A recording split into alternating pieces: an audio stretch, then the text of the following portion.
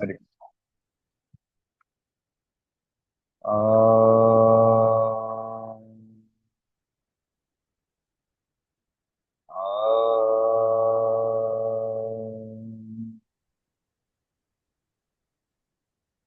um,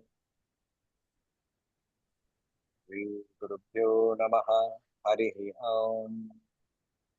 Pinaji, Dhyana shlokas, please.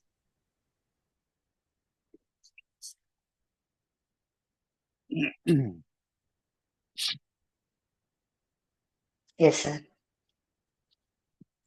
ॐ पार्थाय प्रतिबोधितां भगवता नारायणेन स्वयं व्यासेन ग्रथितां पुराणमुनिना मध्ये महाभारतम् अद्वैतामृतवर्षिणीं भगवते अष्टादशाध्यायिनीम् अम्ब त्वामनुसन्दधामि भगवद्गीते भवद्वेषिणीम् नमोऽस्तु ते व्यासविशालबुद्धे पुल्लारविन्दाय तपत्रनेत्र येन त्वया भारततैलपूर्णः प्रज्वालितो ज्ञानमयः प्रदीपः प्रपन्नपारिजाताय स्तोत्रवेत्रैकपाणये ज्ञानमुद्राय कृष्णाय गीतामृतदुहे नमः सर्वोपनिषदो गावो दोग्धा गोपालनन्दनः पार्थो वत्स सुधीर्भोक्ता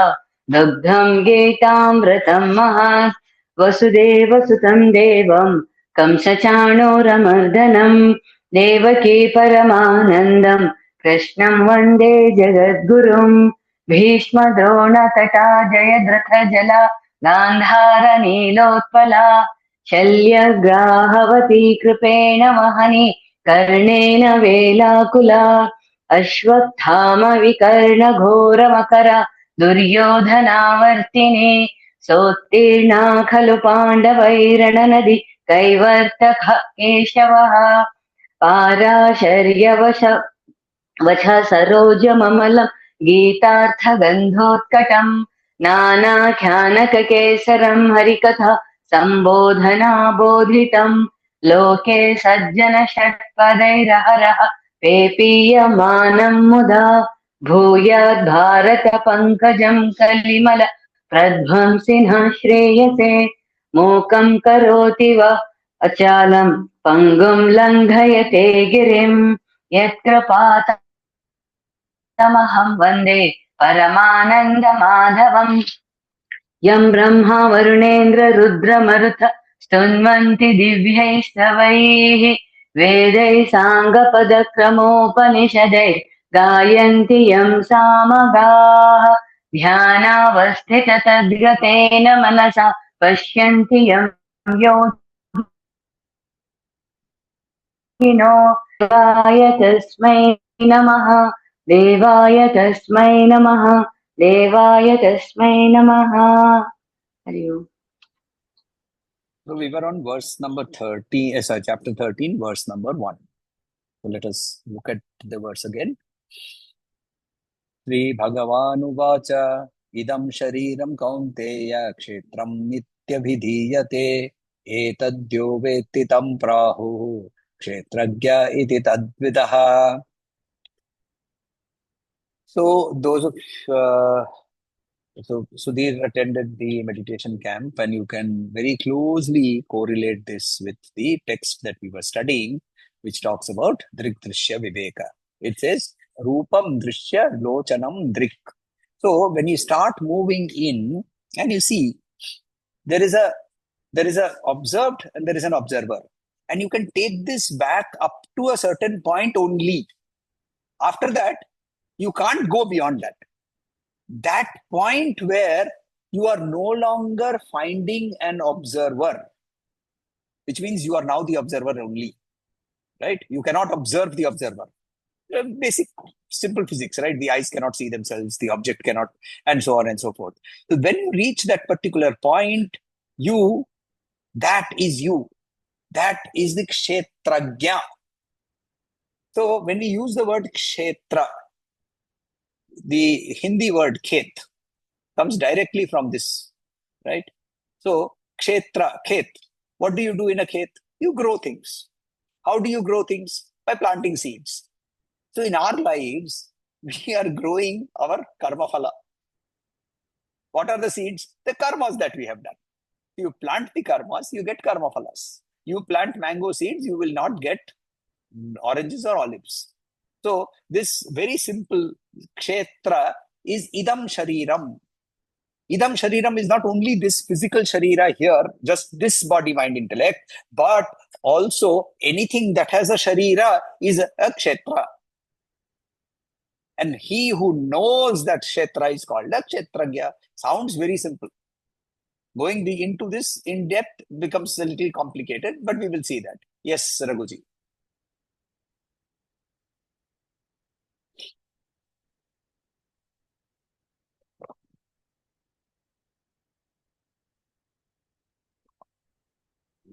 Okay. I had two things that when you observe, okay, who observes a body, then you go into the mind and then the intellect. The thing is, in our koshas, in between the body and mind is the pranamaya kosha. I haven't understood in our observation sphere where that comes and how to perceive it, so to speak. Then Manomaya, Vijnanamaya, I understand, but then going further, I have to stop, but then there's Anandamaya Kosha. It's only after that I'm supposed to stop. Exactly what is it I'm supposed to observe in the Anandamaya Kosha, I don't understand. So those two things, please kindly. So when we look at the Tatvabodha, we see the Shariratraya Prasthanam. We see three bodies being described over there. In Taittiriya Upanishad, we see Panchakosha. How are they different? What are they? The Sthula Sharira, the gross body. The gross body is made up of two of the koshas. One, which is called the Annamaya Kosha, and the second, which is called the Pranamaya Kosha. Prana here means the breath and not the life force. We have to understand that, right? The life force is different. So, Pranamaya Kosha and the Annamaya Kosha is forming the Sthula Sharira. The Sthula Sharira may die, give up. At that time, the Sukshma Sharira is still alive, active. It is alive and active because it is an energy. That energy has not dissipated. The energy has not dissipated. And that energy is in the form of our emotions and our thoughts. Our emotions and thoughts, which come from the Manomaya Kosha and the Vijnanamaya Kosha. The mind and the intellect, the Manas and the Buddhi. The third Sharira is called the Karana Sharira. This carries all the bundle of rasgullas that you want to use up. Right? These are your vasanas, your tendencies. These tendencies arise out of the sort of gunas that we also have, the sort of practices and karmas that we have done over years and of life, and so on and so forth. This is our Karana Sharira. When the Atman leaves the body, Vasamsi Jirnani Yatha Vihaya, when it leaves the body, it carries with it the Karana Sharira. That is why it is named Karana. The next body that you take has a Karana. The Karana is the rasgulla that you want to eat in this particular life. Now, you have a multiplicity of rasgullas, but you chose a certain number of them as your priority for this particular life. And I always give the example of our cat in the house. He possibly had a vasana. I want to lie down and sleep for 16 to 20 hours in a day. I want to be fondled. Nobody should scold me even if I do naughty things. They should all feel this is very sweet. If you do naughty things and you tear up a furniture or tear up a bed sheet, oh, it is very very beautiful, very nice, right? And I should get food whenever I want, and so on and so forth. This vasana manifested in the form of becoming a cat, right? So the whole process of transmigration of the soul is explained very beautifully through either the Traya Sharira or Sharira Traya or through the Panchakosha. In the process of observation, do not try and break off all these three shariras, all the panchakoshas. This is only for understanding of the mechanics of how you are working. Consciousness is beyond all of this. Try and become the observer of everything around. So how do you do that? It is a process. You have to learn that process. Slowly, you start by learning how to sit. You learn how to control your breath. You learn how to slow your thinking down. You learn how to slow your... And experientially, anubhavitvam, not by understanding. Your understanding is nothing, it's zero. It has no value. It is your experience alone that has some value for you. And if you have not experienced it, what you are, so that is why in the Upanishad it very beautifully says, in the Mundaka Upanishad it says, he who knows about it speaks not. He who does not know speaks a lot. So it is we who are all ignorant. We are talking so much about Brahman. The one who is not talking about Brahman is the Muni. Right? Mana maunanat iti munihi, it says. So your mind has become, mana, that is both emotions and the thinking, has become silent. Such a person is called Muni. Not because he stopped speaking, but he has settled this. The mind has got settled. And we have experienced that. Yes, Raghuji. Thank you. I just had an epiphany when you were mentioning. So obviously our Karana Sharira is the one that triggers our, how do you say, our distortions in our perception. We see things, so to speak, with a jaundiced eye because of our past experiences, past thing. So the Karana Sharira, whatever I'm observing the eye seeing something, or the I'm feeling something. I'm observing that, and then the manas, and then the buddhi. But then after that, actually, all of these observations are also colored by what is in my Karana Sharira. So even that has to be observed, and then you have to get away from those prejudged prejudices that we carry, which is the thing. So am I on the right track there?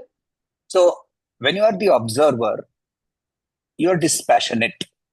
There is no involvement initially, and then later on there may be involvement without attachment.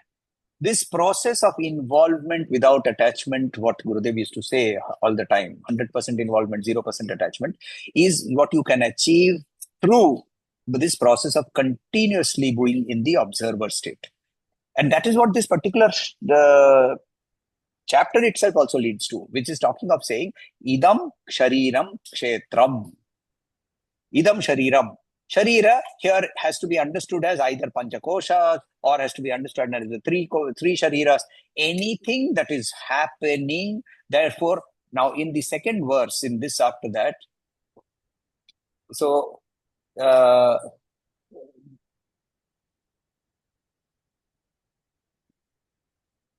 anything that is happening, where there is a change that is happening, he will say, we will see that later on, is very clearly that which is the Sharira, that which is all the Kshetra.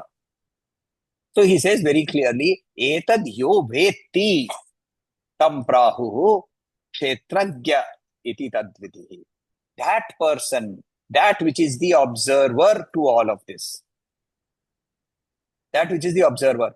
Now, up to this point also, here in Drigdishya Vivek, whether you are talking of the Drigdishya Vivek or whether you are talking of the chapter 13, there is a duality.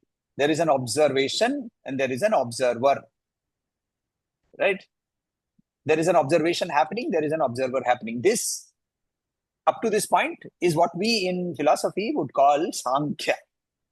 I am therefore Purusha. Everything around me is Prakriti. Purusha and Prakriti itself are nothing but the vikara of Brahman. Both. Even Prakriti is a vikara of Brahman.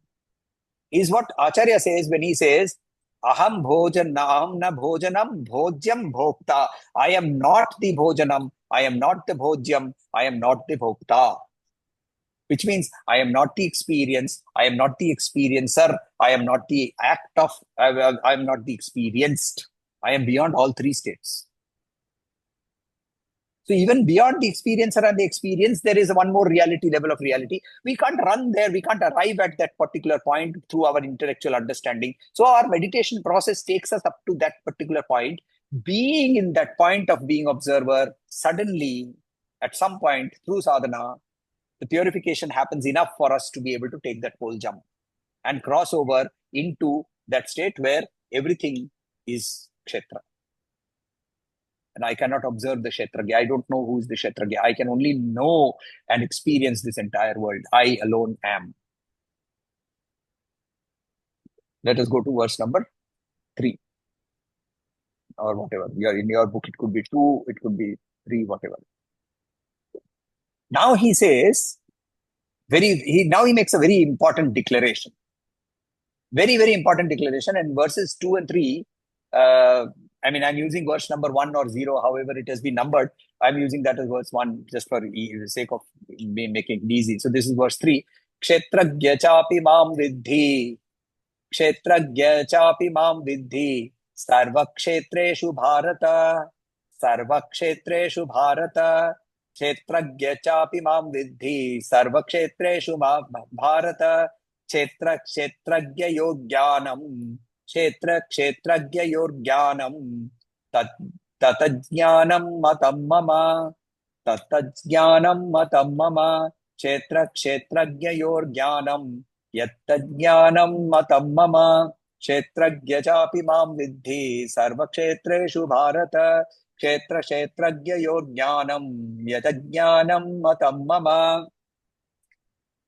Kshetragyam, knower of the field, cha also, api only, mam, me, vidhi, no, sarva, all, kshetreshu, all the individual fields of activities, bharata, the best of the Bharata, of the Bharat Kula, kshetra, field of activities, kshetragya, knower of the field, jnanam, understanding of, knowing of, yat, which, tat, that, jnanam, knowledge, matam, opinion, mama, mind. So he says, I am the knower of all the individual fields of activity. I alone am the knower of the... Now you see the jump he made. In verse number 1, you were the knower. And there was known, the field. Now he says, you want to know who that knower is? I am that knower. I am that knower of the field. He made a big jump here. So he says, I am the knower of all the individual fields of activity. The understanding of the field of activities and the knower of the field is what is called true knowledge. So here he says, so actually verses number 2 and 3 should be taken together. Verse number 2 takes us to the Sankhya, ultimate Sankhya point. Verse 3 jumps from that Sankhya point to the Advaitic reality.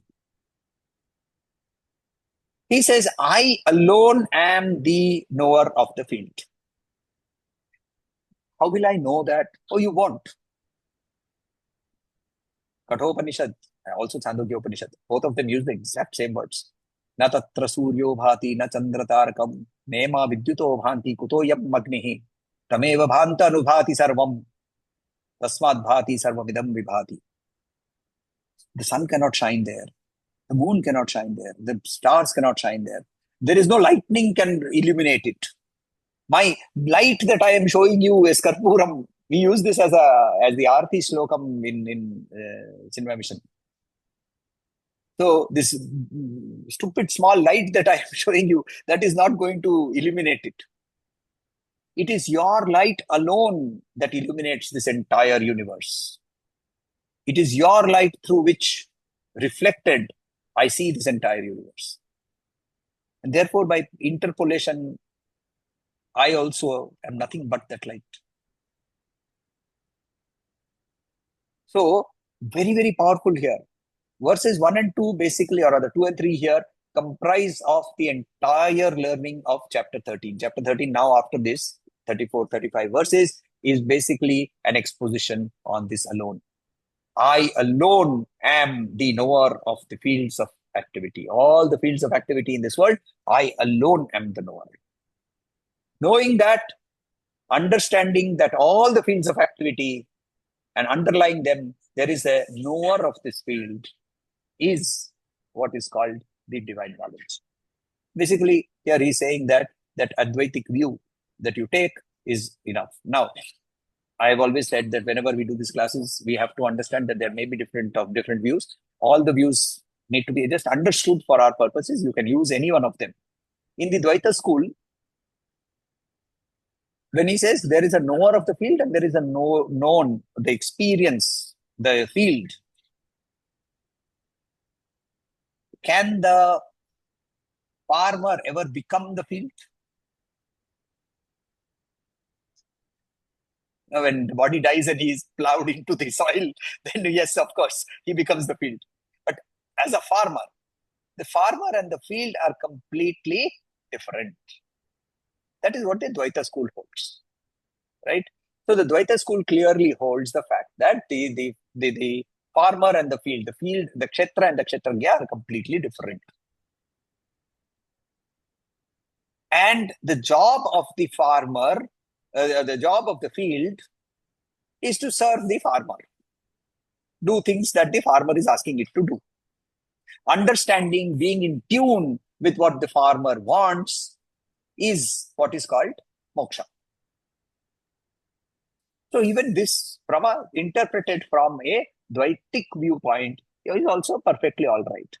I'll not explain Vishishta Advaita, which is a bridge, and I'll jump to Advaita. Advaita says, oh, it doesn't matter. The farmer is also nothing but part of the field. There is a super farmer who is underlying all of this, and all this is just activity happening over there.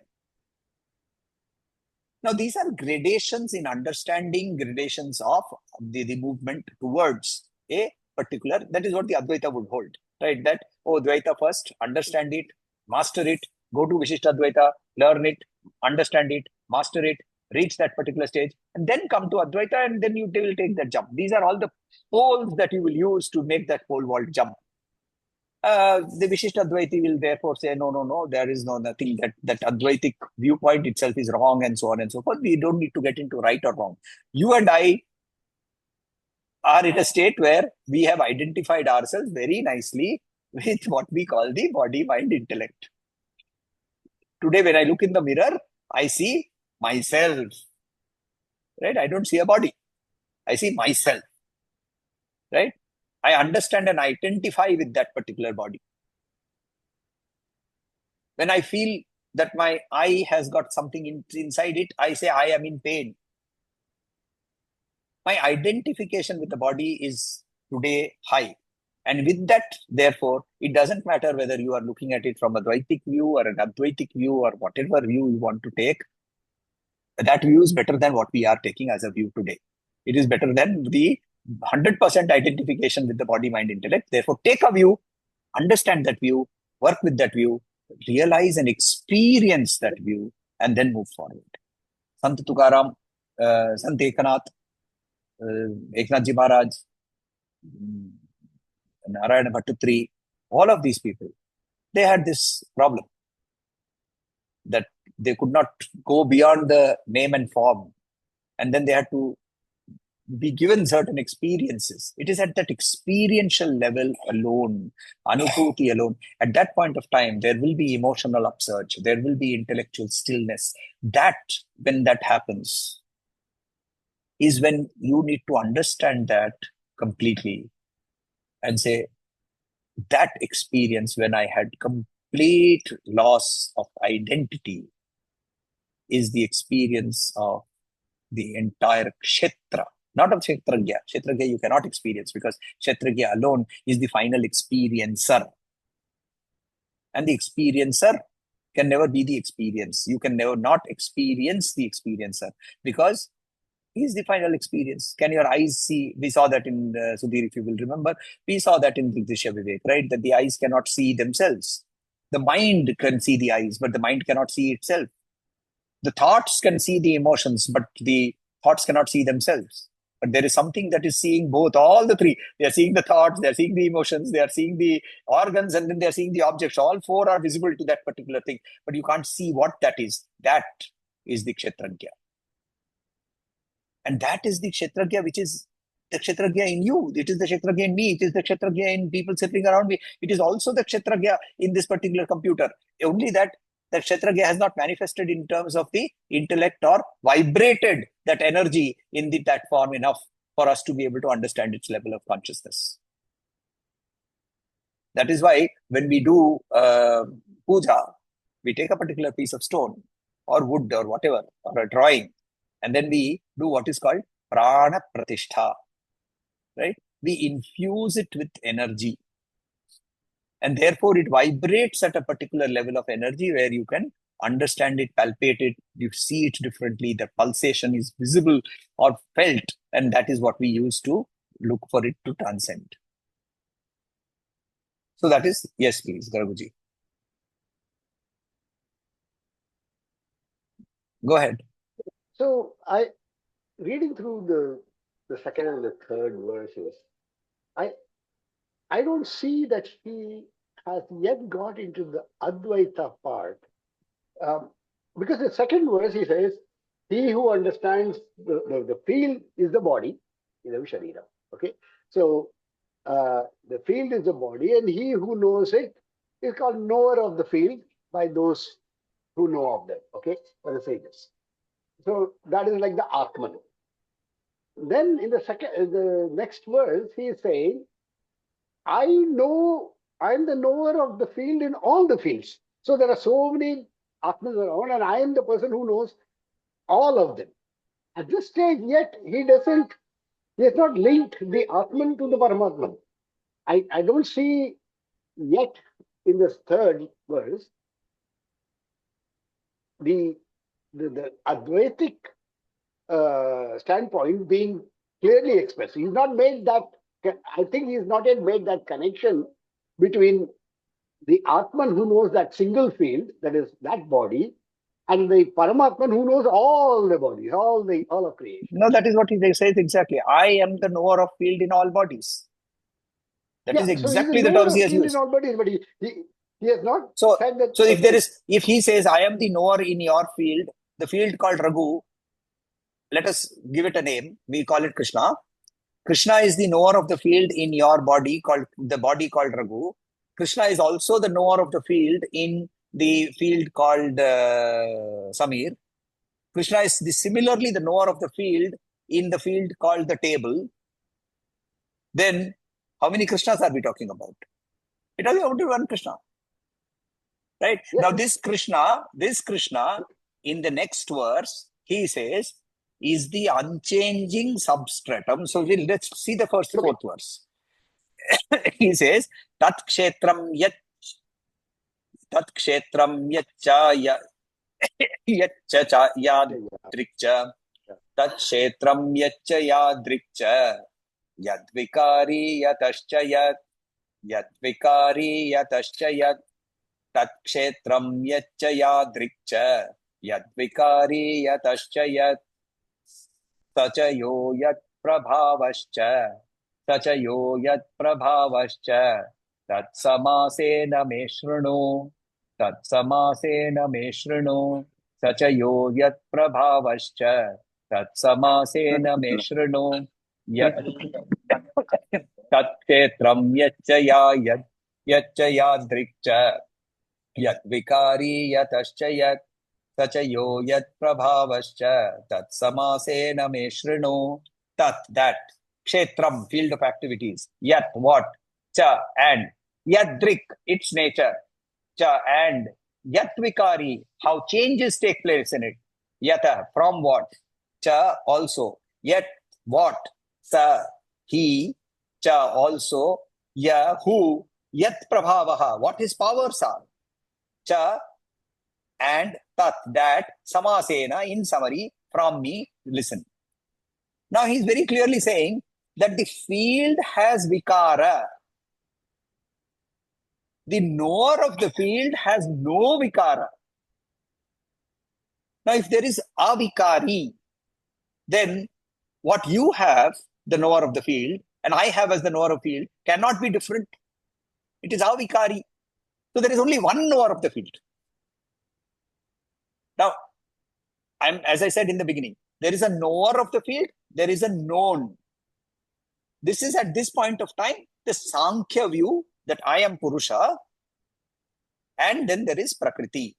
And then further, there is only one Purusha, and everything else around is Prakriti. There is consciousness and there is matter. That is that which is unconscious. The underlying to both Purusha and Prakriti, being Brahman, is something he will establish later on. Right now, he is in duality. He's explaining first. See, we have not even understood duality. We are in multiplicity. We have multiplicity. We have hundreds of people, right? Hundreds and millions of people. We have a chair, a walker. I can see a walker in front of me. I can see a pillow in front of me. I can see a glass window. I can see a tree. I have multiplicity. In that multiplicity, can I bring that multiplicity down at least to 2, which says that in all these things, there is a consciousness, which is the same for everybody. And all of these things are matter which are vikari, which are changing. And then he says further, therefore, it is important for you to understand the field will have changes. It is vikari. So understand how the changes will take place in it. And understand what the powers of the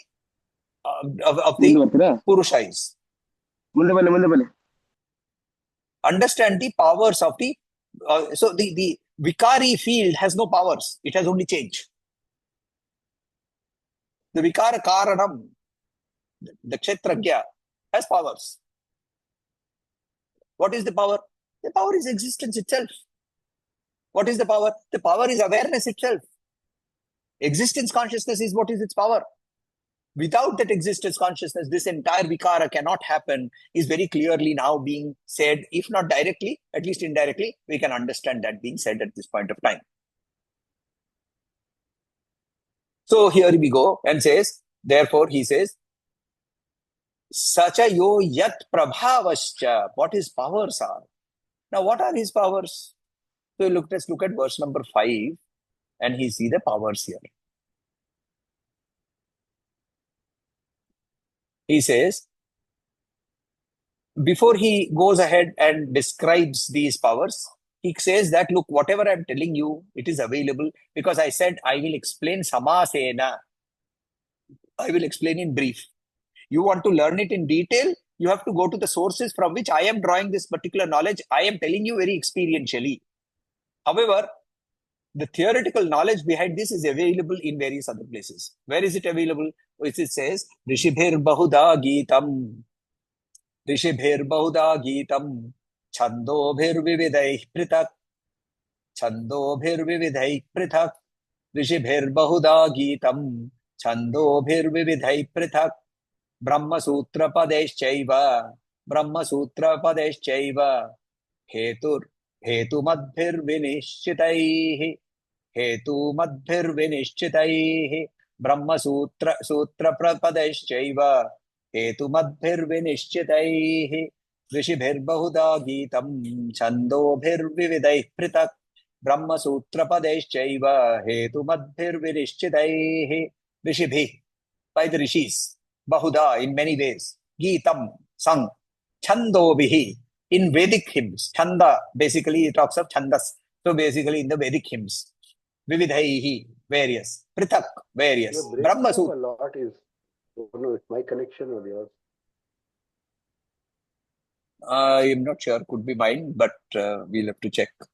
So anyway, so he's saying, Vividhaihi, Brahma Sutra. In the Brahma Sutra, Padaihi, by the hymns of Brahma Sutra, by the chandas of Brahma Sutra, padas of verses of Brahma Sutra, and with logic, hetumatpihi, with logic, vinishchitaihi, conclusive evidence. So great sages have sung this truth about this field and the knower of the field in many ways. It has been stated in various Vedic hymns, specially revealed in the Brahma Sutra with sound logic and conclusive evidence. So basically, he very clearly he says, how did the Vedas come? The Vedas themselves are a manifestation of knowledge which is crystallized from the essence of consciousness itself. That is what Brihadaranyaka Upanishad itself says. Nishwasitamasya Vedaha. Nishwasi, the breath of that. Nishwasitam asya Vedaha. The breath of God, the breath of that divinity, that alone is what is called Vedaha. So that is why in the Puranic stories, we see that Hiranyaksha, he steals the Vedas from Brahma. How he steals them? They escaped, the Vedas escaped from the mouth of Brahmas when Brahma was sleeping. And Hiranyaksha catches them, which means basically he understood and captured the knowledge, but he refused to let it being spread. What is the difference between a Rishi and a Hiranyaksha? Is that Rishis will take that knowledge and spread it across, whereas Hiranyaksha will hold it and keep it to himself. And therefore, avatar has to be taking place, and therefore that knowledge has to be released, right?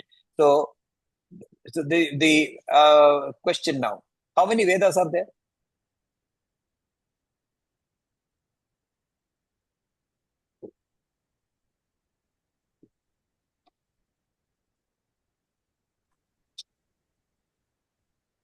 Okay, 4 Vedas says Raghu. Any takers for 5? That's what we have all learnt. None of that. So essentially, very interestingly, any answer that you give, 1, 2, 3, 4, all are correct answers. In the beginning, there was only one compilation. So that compilation was edited into 4 parts, is what they say. Right?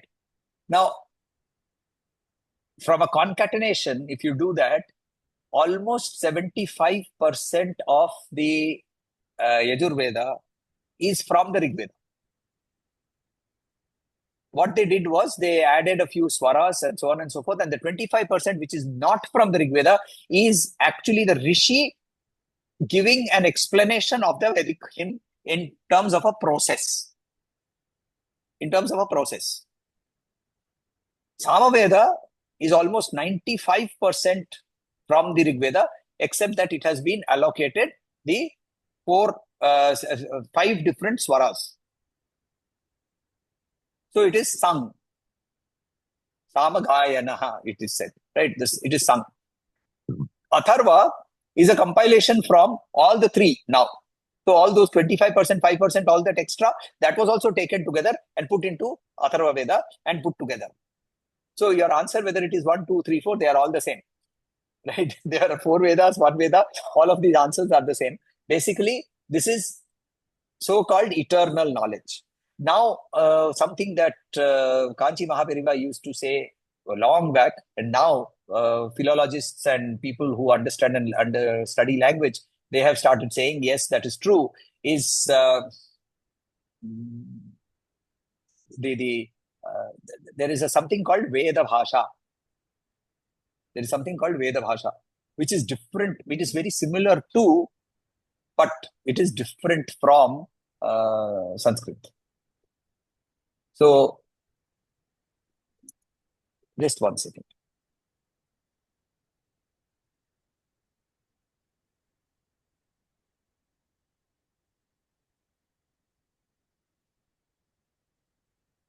So, this difference between Veda Bhasha and Sanskrit, they are very, very subtle, but very clearly there is a difference, right? In Vedic Sanskrit, there is a Udatta, which means raised voice. Anudatta, lowered voice, or rather normal voice. And then there is a falling voice, Swarita voice. Drape, Andhataspatan, Neelalohita, Trape. The word drapa does not exist right? Sanspada does not exist in any classical dictionary or any root dictionary. Drape, what does the word drape mean? You can't find out. So you contextually try to put some meaning over there. So that is why there is a sort of understanding that very clearly there is no, there are two different languages. The grammar structure and all that is very different. So how did this Veda Bhasha originate? The Veda Bhasha apparently originated through in meditation. They heard certain sounds. And they took those sounds and they allocated certain letters to it and they put it down and they transmitted those sounds. That is how Veda Bhasha got created. So when that, then Panini and Patanjali and so on and so forth, they constructed something. They took that Veda Bhasha and they made it into sort of a structured grammar from which then certain language could be created. Now, all this you can understand very clearly, isn't it? That this is also changing. This is also vikari. And therefore, this is also part of the field. But what does the field talk about? It talks about the knower of the field. It talks about that which is the experiencer in every field that is around you. That is the meaning of this particular shloka. So here that we are seeing when he says that the Vedas are talking about this hetu madbhir vinishchitaihi with very logic and conclusion. And those of you who've been with me through the journey of the Brahma Sutra Chatushpadihi, you would have noticed that the intensity of logic over there, especially in the Adhyasa Bhashya, is so strong that you can't refute it, you can't argue it. It is so strong that even Vishishtadvaitis like Ramanujacharya, Dvaitis like Madhvacharya took that same Adhyasa Bhashya and used it as their own preface to Brahma Sutras that they wrote about. So, from that logic, so what I am telling you right now, Krishna says to Arjuna, is not something that I am cooking up in the heat of the battle. I have not smoked a particular chilim of extra potent weed, nor am I in any state of hallucination. What I am telling you is the real truth, which you have not yet experienced. You are possibly understanding it because you've reached chapter 12. You've crossed chapter 12. You have reached a point where you are understanding that there is this immensity, which I gave you a glimpse of. And that with that glimpse, I'm helping you try and understand what that is. Just because of the mention of that glimpse happened, I'll just close by talking about this. And there was a question also somebody asked, so it's an interesting reference. There are certain gurus, if you go to them and they will do what is called Shaktipata. So there will be some sort of transmission of energy. And where do we see this? We see this with even Sri Ramakrishna Paramahamsa, right? We see that Ramakrishna Vivekananda went there and he asked him the question, and then Vivekananda sat there and Thakur touched him with his feet, and suddenly this entire universe dissolved. And Vivekananda, who was still in that sort of dual mind, he started shouting, "What are you doing? What are you doing? I still have a family. I have a family to take care of."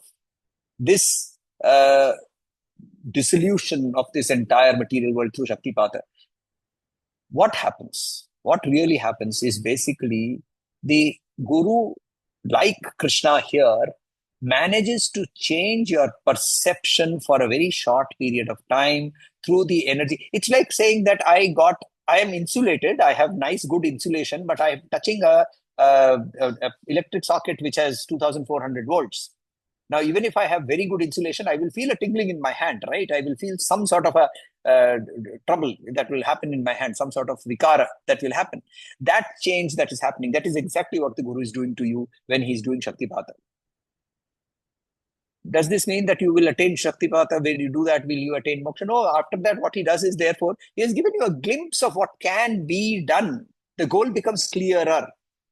See, for you and me, the problem is, we don't even have a definition of the goal.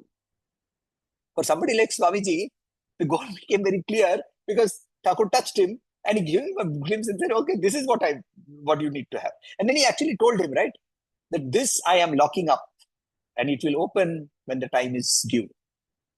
I am locking up, meaning what? That this is not something that is so freely available. You have to do your sadhana to get there. So if somebody like Swamiji also has to do sadhana, then tum aur main kis khet ki muli, right? So we need to start. So the sadhana has to start. The manan has to start. The vichara has to start. But at the same time, you have to live in that experience. And that is what is more important. Right? We shall close here today.